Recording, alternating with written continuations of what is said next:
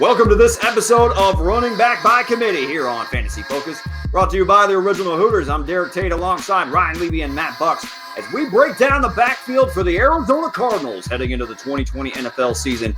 And boy, does it look a little bit different than it did heading into the 2019 season, as the addition of Kenyan Drake in town was a league winner for many fantasy owners down the backstretch of the 2019 fantasy football season. On the flip side, people that invested first-round draft capital on David Johnson were likely heartbroken. Chase Edmonds even had a nice little game or two stretch in David Johnson's absence. But really, guys, this is Kenyan Drake. Kenyan Drake blew the hell up on an offensive line that didn't grade out very good as far as run blocking. And then really this offense finished top 10 in rushing yardage per game last year. So how the hell did that happen? A lot of that had to do with the rushing, slashing style of Kenyan Drake, who I believe, guys, is a big-time fantasy breakout candidate for the 2020 fantasy season. Bucky, am I right or wrong to be that high on Kenyan Drake? This is one of the hardest ones for me. Not a huge Kenyan Drake guy, but the way he was able to take over that backfield at the tail end of last season was nothing short of impressive.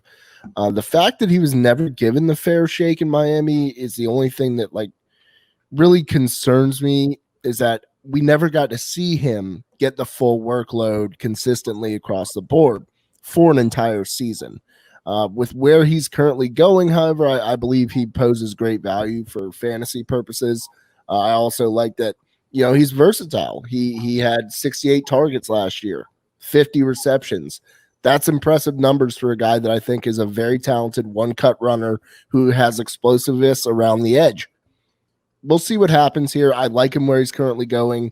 I really feel he will be the bell cow back there in Arizona, similar to, say, David Johnson in his prime there in Arizona. So I'm excited about Kenyan Drake. I just have question marks about longevity here, considering we haven't seen him perform for the entirety of a football season. Levy? I love me some Kenyan Drake, man. I love this guy when he was in Miami. He just didn't get enough carries. So I believe in the talent. That's for damn sure. And I don't think you're crazy by any means. I believe you have him ranked as high as a top 5 running back, or at least top 5 upside. Definitely top 5 upside. Yeah, top 5 upside if you don't have him ranked at 5. But yeah, I mean, where he's going right now at the end of the first round, he's at 110, I believe, in terms of his ADP. Again, this is early ADP, but I think he's going to continue to climb up draft boards. For me, I'm going to take him over the likes of DeAndre Hopkins or Devontae Adams. I'll even take him over Michael Thomas. I know you guys probably won't agree with me there, but I'm not the guy that's taking Michael Thomas in the first round. It's just not my style. I'm going to take a running back. Especially if it's Michael Thomas is not going to last until the latter half of the first round. So I won't likely have to even worry about it. But say I'm picking at 6 in a fantasy draft, in a redraft, and Michael Thomas and Kenyan Drake are there, I'm still taking Kenyan Drake, man. I'm always going to build my team on a running back unless I'm doing something crazy with my drafts. But I love Kenyan Drake. I'm all in on him, man. I just hope that they continue to give him the full load there, but I don't see why they wouldn't. I don't see Edmonds as a threat to him by any means. And I certainly don't think DJ Foster or Benjamin that they drafted they drafted in the 7th round. Who knows if he makes the team, but he's the guy I feel like that's going to get a full opportunity this year. And I'm excited about it.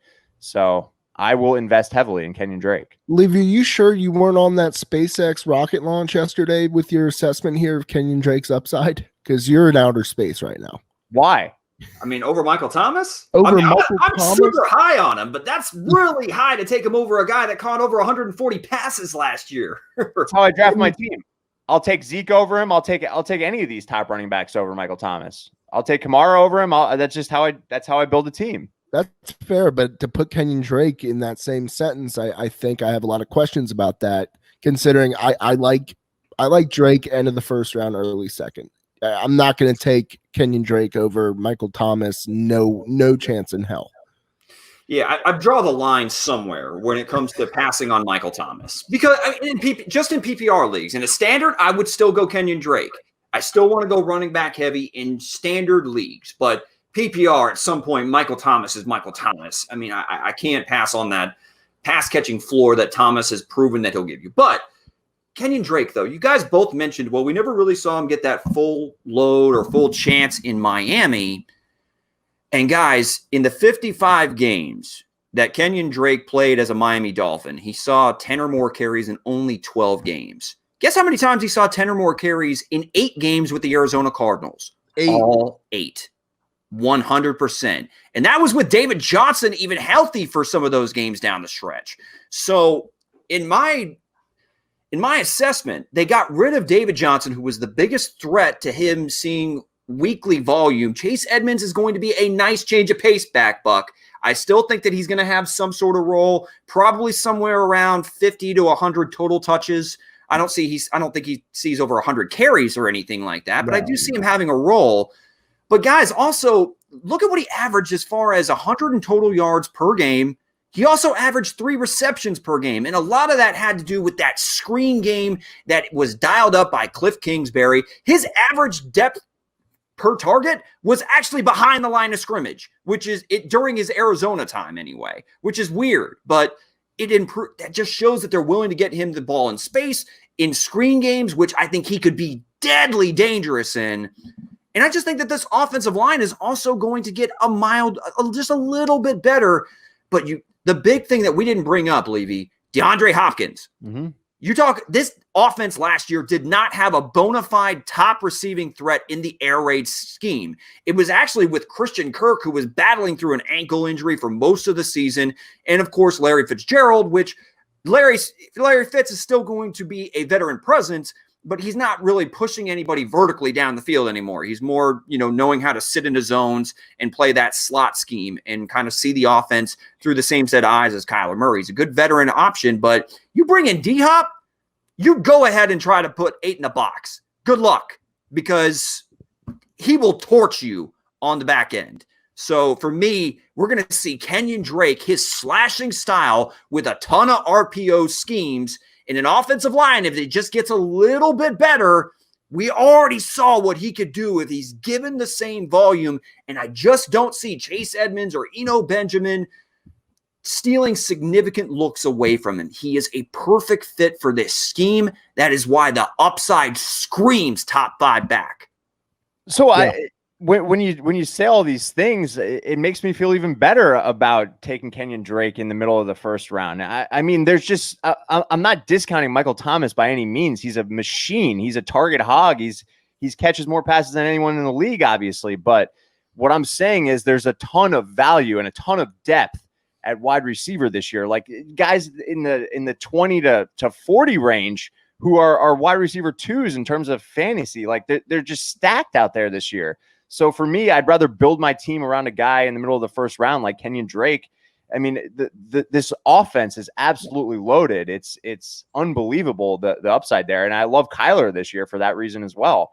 And I do think the line gets better. I mean, they did invest a 3rd-round pick, the tackle out of Houston, Josh Jones. So I think they're going to continue to get better. I'm excited about this team. Well, they also brought in Marcus Gilbert last year, who didn't even play a snap at right tackle because he tore his ACL, I believe, at some point prior to the regular season. So, the guy that they brought in from the Pittsburgh Steelers to try to shore up that offensive line didn't even play a snap. So they signed him to another deal this year. Hopefully he's 100% healthy heading into the year, because if this offensive line gets a little bit better, I mean, they finished 10th in rushing with still kind of a unit that was trying to find itself.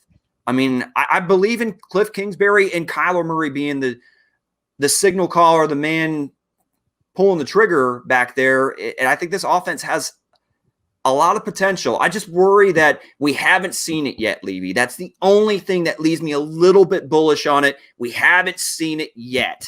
Other than that, 8-game stretch where Drake was phenomenal. A lot of touchdown variance, but still very productive on a per touch basis as well. Yep. I hear you. Woo! So what do you guys think about Kenyan Drake heading into the 2020 NFL season. Is he a top 5 back? Is anybody crazy for taking him in the first round? Does another back emerge, whether it's Chase Edmonds or Eno Benjamin, stealing away significant looks in this backfield from Kenyan Drake? Sound off in the comments as we break down every single backfield on the Running Back by Committee series here on Fantasy Focus. If you haven't yet done so, go ahead and hit that subscribe button. Until next time, later, says the tape. See ya. See ya.